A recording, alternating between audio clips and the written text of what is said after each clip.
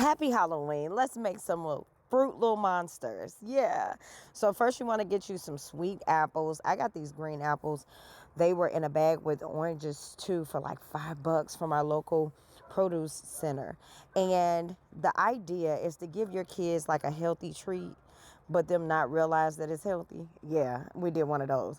So they're going to be eating mostly fruit on this one. I've used some peanut butter to put the little monster teeth down with some actually little spiced peanuts, believe it or not, that are really really good with the sweet apple and the zesty and a little spice with the teeth, and put those teeth in there with the peanut butter. It worked so great. Oh my gosh. And then the candy eyes, I'm so happy that they have edible candy eyes.